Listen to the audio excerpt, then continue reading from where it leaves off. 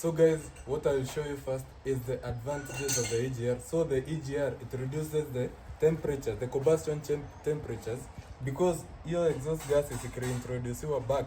It reduces the combustion temperature in the combustion chamber, hence reducing knocking. Knocking ni ile the air fuel mixture, it pre-ignites itself, na si ati imewashwa, imeji-pre-ignite, because the temperature in the combustion is so high mpaka inajiwasha yenyewe. So the EGR in a cool combustion chamber and the knocking will not occur. Now, what is the problem with the EGR? The problem of the EGR, first things first, before hata tuende kwa problem ya EGR. When does the EGR work? Unasikia wase wa diesel wakisema nikawa wase wa Xiaomi na hizi simu haziishangi moto. Ati tulicharge mara ya mwisho last year. Sasa wase wa EGR wa diesel utasikia wakisema inanipea 20 kilometers per liter, or inanipea a very good fuel economy. When does EGR work? The EGR works when the car is cruising nicely kwa highway. That's when the EGR works. EGR huwa iwork time ati gari iko idling ama unatembea polepole hapa kwa jam. EGR iwork hiyo dakika. The EGR valve is opened, is controlled by the engine control unit or the mechanical linkage to the throttle. I'll show you. This is the throttle right here. The EGR works at that time when the car is cruising nicely at the highway. So that's when the EGR works. Now, what is the problem with the EGR?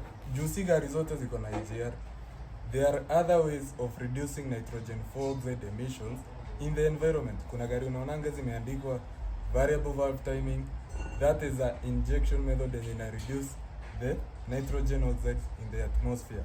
Now, the problem of the EGR is you introduce the air fuel, introducing the exhaust gases, the burnt gases, back into the combustion chamber, take away the oxygen particles zenye ziko kwa air fuel mixture, hence reducing the car's performance. That is the number one power factor.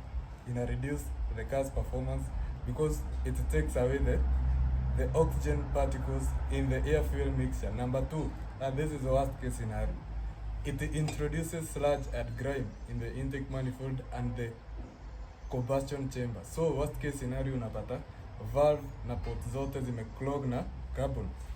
Unaanza kusema ndio maana it's advisable for diesel owners to do a carbon cleaning or to check for carbon buildup in their engines to prevent your accumulation. Ikikuwa mingi sana, ina reduce horsepower ya engine by almost a half, as I said. Also, ikiclog hizo ports zote, even though engine hiyo haribiki.